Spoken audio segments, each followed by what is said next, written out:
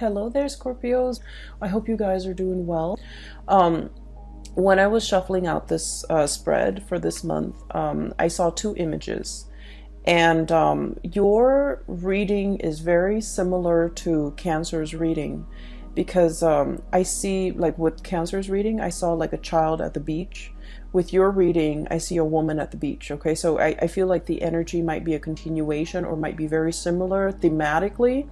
And it also might be echoing the same types of themes. Okay, so let me just talk to you about the images first. I feel like there are two images, but they're both echoing the same theme. And so the words that came out is unwanted attention, unwanted, like solicitors or just people coming at you and you're just like, no, I'm not ready, or I don't really want that. So that's coming in. So the first image that I saw is I see a nice beachy scenery. It's really beautiful. It's really serene. It's not too hot, not too cold. There's wind blowing, so you get a little bit of a sea breeze. And I see this beach, and right at the shore, okay, so right where the water hits the beach, there's a woman. She's got her water shoes on and she's jogging. She enjoys the sea breeze. She's just there on her own. She just wants to be left alone, and she's jogging. She has her headphones on, right? And then I see her jogging for a really long while. She has stamina. She has, the strength to continue on. And then I see this young man. He's like, he's wearing like board shorts. He's on a bike, one of those trick bikes that a lot of young men or young or teenagers ride, and they do like wheelies and they do, tricks.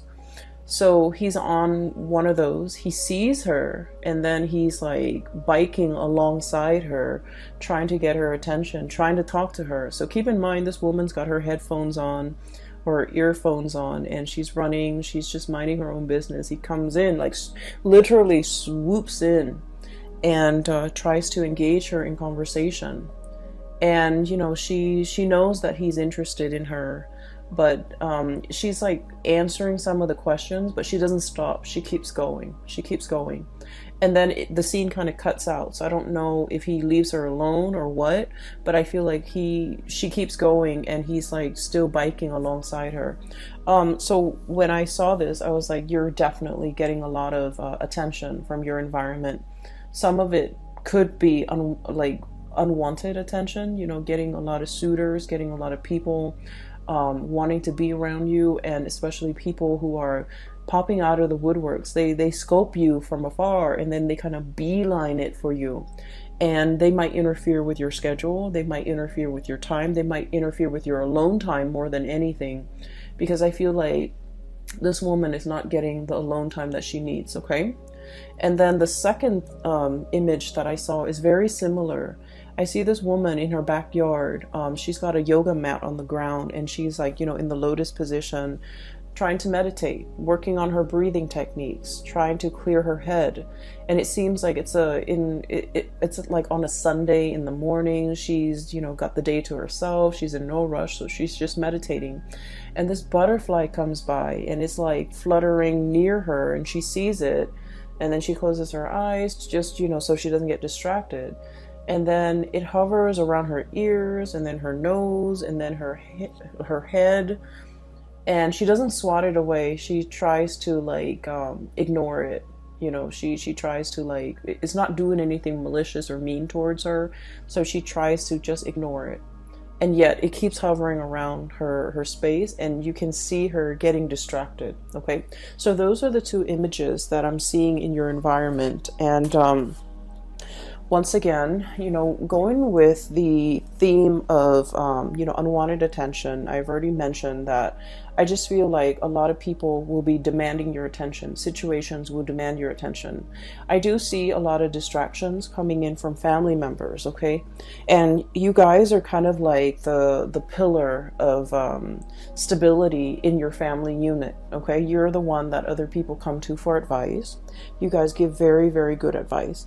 You're the one that people come to when they're in a jam and they need you to somehow bail them out of a tough situation, like literally bailing them out of jail, bailing them out of a crisis. If they have a flat tire, instead of calling AAA or their insurance carrier or, you know, a tow truck, they call you, because you guys are just, they know that you're very dependable and they know you will always be there. So, you know, I feel like some people have no business calling you, but they do, because you're kind of the person that they trust. Okay, so I feel like you do it, you want to help, you want to step in, you want to intervene, and you want to alleviate the situation, because you understand that whoever's calling you, they might not even be family members, but they might not have like anybody else in their world to help them with these things, and so they call you. So in a way, when we're entrusted with responsibilities, or when other people really trust us and they can confide in us and they come to us for advice or for help,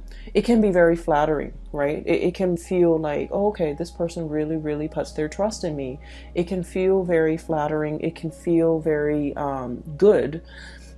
However, if it's a situation where it's not about self-help, it's not about self-sufficiency, it's more about, you know, having a crutch that this person relies on, it can be very detrimental. So I feel like it's really important for you to kind of draw your boundaries.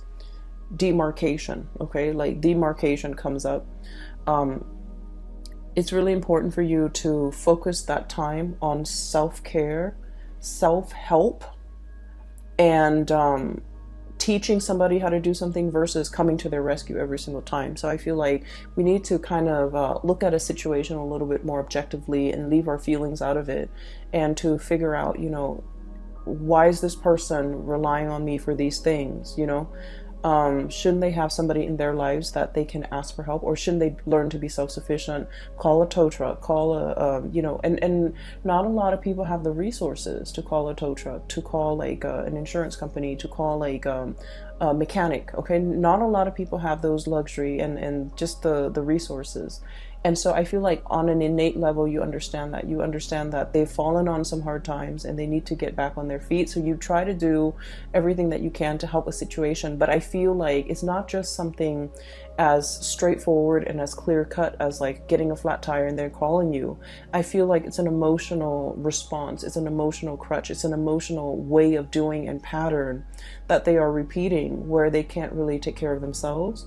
And so they might, reach out to you to take care of that part of themselves. Does that make sense? So it's really important to understand the difference when someone is in real dire need versus when somebody is just constantly, you know, have you on speed dial, have you through text messages, constantly reaching out and trying to get that attention. Okay, I feel like there was a situation in the past, okay, and every couple of days this person would be coming into the picture, and I feel like you're right now, something happened in September and your lack of response has them very down in the dumps. Okay, I have here the 5 of Cups. This is a situation where somebody's not able to bring their best to a situation. They come with a lot of drama, with a lot of issues. They're not self-sufficient emotionally and physically, and they're just like constantly relying on other people. And the game gets old, okay? This whole concept about, you know, woe is me, it gets old. And then many people in their lives, in their social circle, have called it quits. They just can't handle this codependency. And so I feel like you're dealing with somebody who has driven people away, who has fallen on some hard times, emotional hard times. And I feel like, you know, they're constantly reaching out because, you know, their inner circle have seen them have seen their unhealthy behaviors and these patterns, and they're no longer around with these people. And so they're kind of reaching out to you. You might be, you know, the last resort, or you might even be sort of like that emotional crutch. Okay, so I feel like you guys are smart enough emotionally. You're very, very, very intelligent, and I feel like a lot of the times, out of courtesy, out of just your own sense of like moral duty, I feel you help people, even though you know that they're prone to this type of behavior. You help them because you care about them. Okay, you don't want to hurt anybody.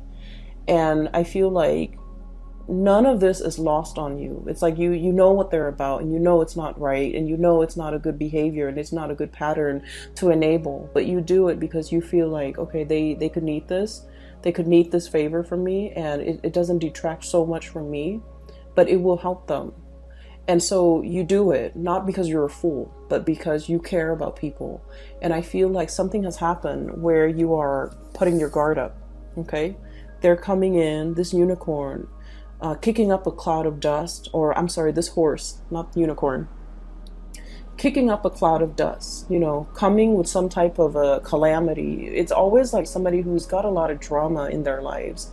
There's always some type of a, there's always some type of a chaos or some type of a time sensitive issue. Like a lot of drama is what I'm seeing, a lot of hoof beats and drum beats and a lot of noise and calamity in their wake. And I feel like you're sensing that it's coming intuitively. You guys are sensing that there's something coming into the picture, and you're at a point where your guard is up, your walls are up, you're demarcating, you know, that line in the sand.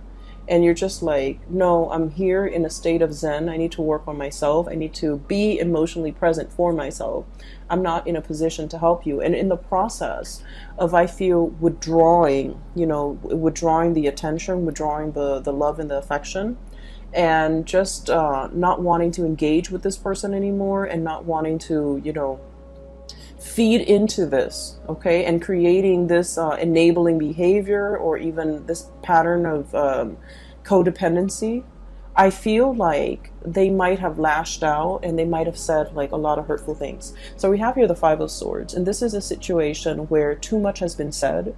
This is the aftermath of some type of a conflict, okay? The house is destroyed. There's smoke rising from the air. The earth is barren.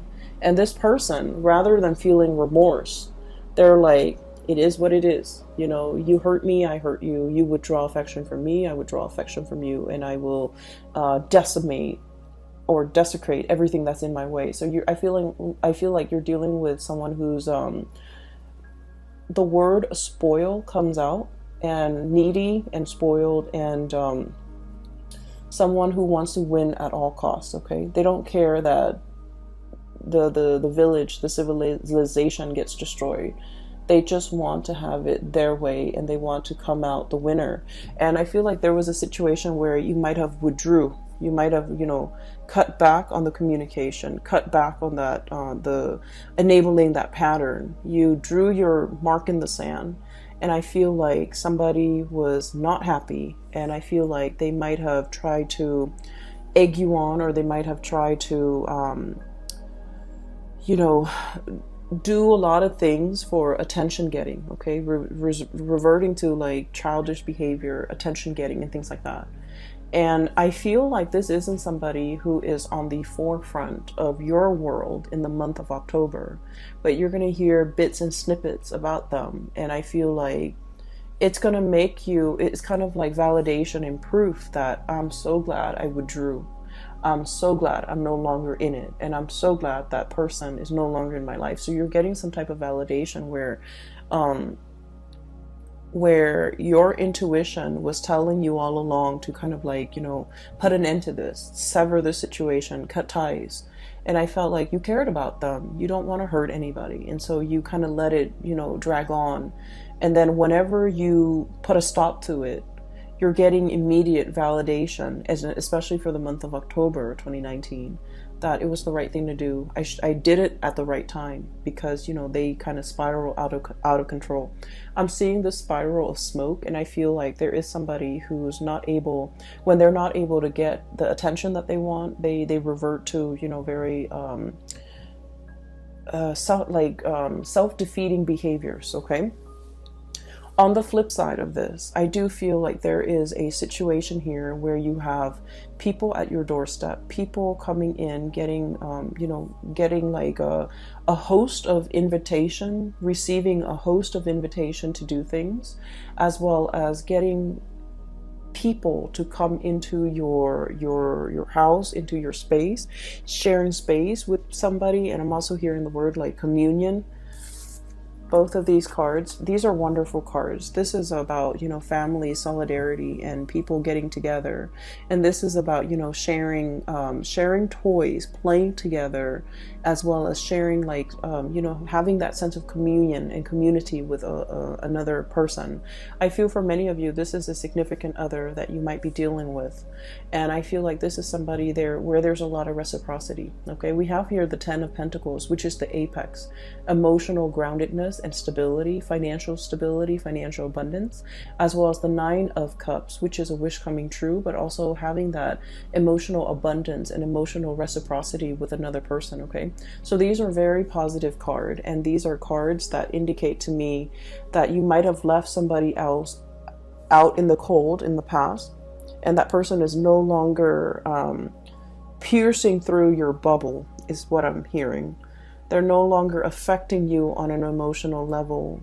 You've learned to detach emotionally, and you've learned to kind of like let them be self-sufficient, let them figure things out on their own, let them resolve issues on their own. And as a result of that, you've resurrected these walls in this bubble, and you're taking care of the people that really matter to you, where there's that equal sense of stability and reciprocity. You were dealing with the taker, Scorpios, someone who took from you. And I'm serious when I say, like, every time they come in, there's like some type of a calamity, some type of a situation that they put themselves in. And it could have been prevented, but it was just, you know, choices, decisions that they made to always put themselves into these dire circumstances. And so you had to remove yourself from that energy, and you had to, you know, focus on you and your relationships and the people that matter.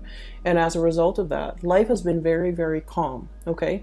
And I want to say as well, Scorpios and, I feel like Scorpios, Aquarius, Aries, and Sagittarius in particular, you guys crave a little bit more of an excitement, okay? And that might be why a lot of the times you might seek people who are not very compatible with you, because the opposition and the attraction is very, very strong. And I'm not just talking relationship partners. I mean, like, in all facets of your life, you crave a little bit of excitement. And so I feel like this was an exciting person that was, you know, coming at you with a lot of chaos all the time. And then over time, it ceased to be exciting. It became a burden. And I feel like you've laid down your burden the month of September, or even maybe even before that. You're working on yourself, building up your emotional sense of self and then your financial stability. And things have been going really, really well for you. And I also feel like there's a lot in here, especially for those of you who have recently gotten out of a relationship. This is pretty much, you know, like the two images that I saw. People who are single, who are like, I'm not dating right now, I'm taking a break from dating, I'm working on myself. So there's a lot of like meditation, there's a lot of alone time that you want to spend with yourself. You want to get yourself physically active. You want to get yourself like in shape. You want to take care of yourself. It's not about just, you know, looking good. It's more about like being a whole person, healing yourself from the inside out, eating right, exercising, taking care of yourself, meditating. So taking care of yourself, mind, body, and soul. Okay, we have a recovery phase. We have this as a spiritual breakthrough, realizing areas that might be off kilter or might be off balance, and working on these things, doing a spiritual cleansing, doing a physical cleansing, and cleansing areas of your life that have been blocked. So if you feel like somebody's energy is negative, you're going to not engage with them. If you feel like someone's taking a lot of your time and you don't even have time for yourself, you're choosing not to engage in that way. You're learning to draw boundaries. So this is a lot about self-care, self-work, healing. And I feel like, you know, it doesn't have to be, oh, right after a breakup, then we go on a binge or whatever. This is just, you know, figuring out that I haven't had a lot of time to myself. I've been taking care of too many things. I need some downtime. I'm going to find some downtime. I'm going to make room and prioritize that. And I feel like for some of you, there might have been like some I'm seeing like food allergies. I'm seeing like issues when it comes to digestions as well, because this is really prone to overeating as well. Okay, so I feel like you might be doing a cleanse. You might be doing some type of a dietary change, and you're taking it one step up at a time. Okay, so testing the waters, doing things in moderation, not doing things in excess. And I feel like this is all areas of your life. And so what I'm sensing as well is there's a situation here where you're very much focused on that, and vibrationally and spiritually you're on a very, very high level. You're aware of what you need to do, and you're aware of the behaviors from other people that have not been conducive for healing and for, you know, really spending time with yourself. And so you're on this path, on this journey here towards self-care. Learning to put yourself first, learning to, you know, understanding, I feel that just because we love somebody, it doesn't mean we want to enable bad behaviors. Okay, it's not about calling people out on it and being mean. It's just about detaching yourself from things that are not good for you and focusing on self-care. And when we are focused solely on self-care, we are ascending. And I feel like your vibration is really high, and a lot of people energetically, they feel that, and they do cling on to you. And that's why you're going to be getting a lot of unwanted attention from suitors, from people around you, from people that want to, you know, take up your time, that want to be in your company. And I feel like they might not do it in an appropriate way. I mean, if you look at that first image, right, she's got her earphones on. She doesn't want to have a conversation. She's at the beach, she's running. And the guy just keeps pestering her. Okay, so it's like, it's very inconsiderate, and it's like clueless, not being able to, he's not able to read the social cues.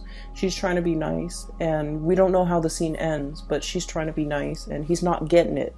So I feel like you need to be a lot more expressive with your emotional needs, Scorpios, and you need to, you know, kind of let people know whether or not they are infringing upon your space, or your energy, okay, whether or not they're really taking from you.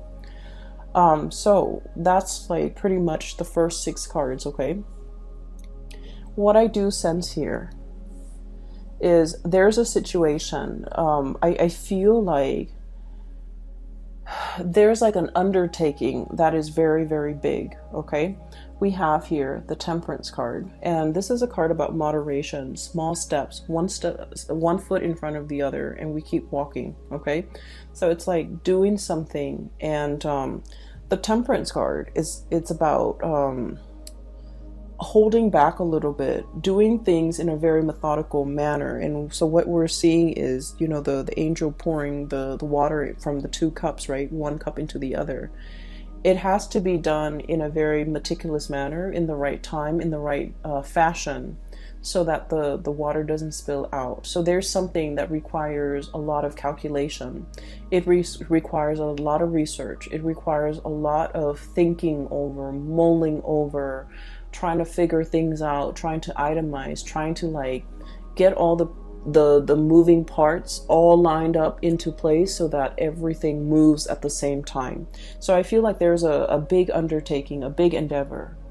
It's linked up here with the High Priestess, and both of these are major arcana cards. And I feel like there's a situation here where you are very, very nervous. You're very trepidatious. You're very like, I wonder if it's the right time. I wonder if I should do this today or tomorrow.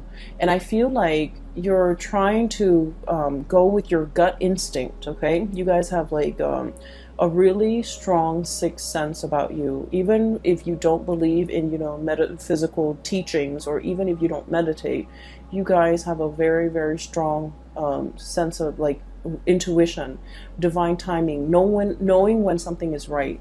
And I feel like you always have relied on it, and you might not have even called it your gut instinct. You might have not even called it, you know, your intuition.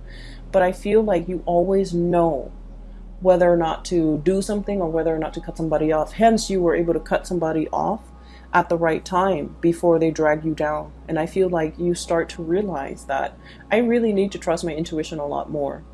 And I have a friend who is an Aries with a Scorpio rising, and she has told me that She always has like an inkling about people, about things, and every time she goes against her instinct, bad things happen. So she said that, okay?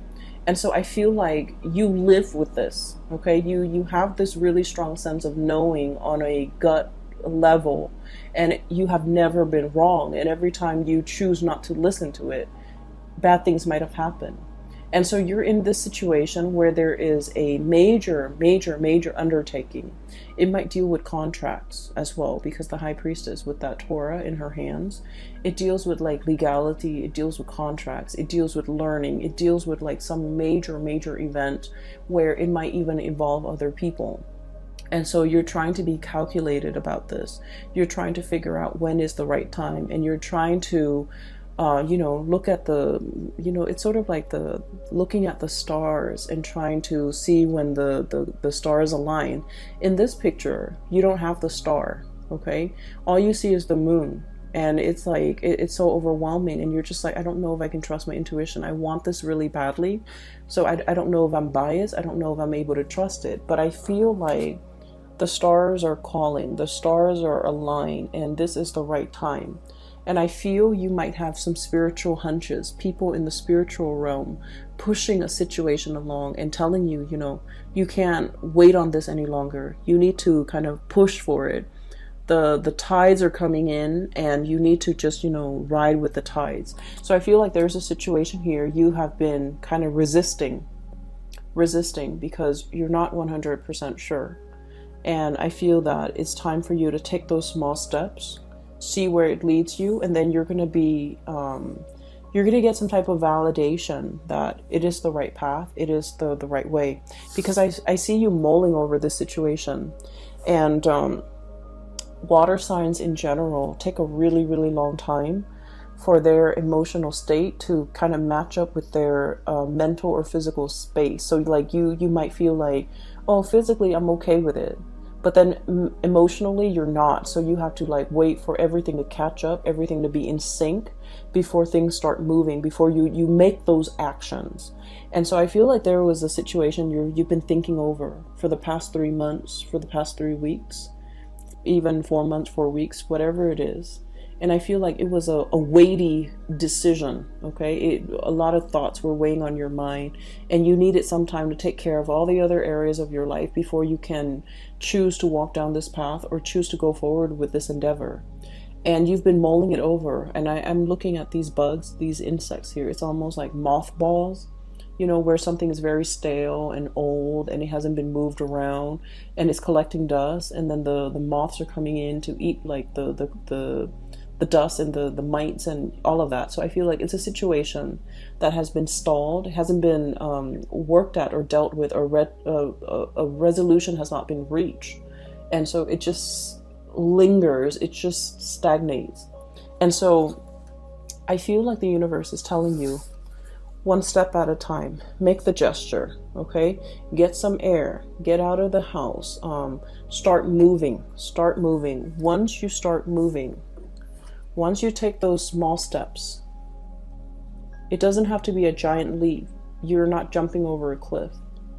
You're not jumping to the other side of the earthly divide. You're just taking small steps at a time, getting your feet wet, learning new things. And I feel that you're going to come to the resolution, or you're going to come to the realization that this is the right thing to do. It's just a matter of trusting that your intuition, I feel like your intuition is a little bit blocked off because you might be scared and you're not deferring to, the right set of advice or whatever you're getting from your intuition. And so there's a situation here. It's a huge undertaking and it needs to be done. And, one step at a time, one small step at a time. And once you start to get the ball rolling in that direction, you're going to realize that this is the right path, okay? Everything else looks really, really good. Relationship seems to me to be very strong. Healing is highly indicated here, and I don't feel like it's healing in a way where it's like somebody broke your heart and you want to heal. I don't sense that. I feel like for many of you there might have been illnesses or like rehabilitation and you're recovering from that, okay? And then I'm also feeling like a huge undertaking that you have been hesitant about, and now is the right time for you to keep things moving. Okay, I do hope the reading is helpful for you guys, and it is really nice to reconnect with you guys. For those who have been emailing me, I don't do private readings anymore. I do have a link in the description box for a psychic. She's based out of California. Her name is Bridget.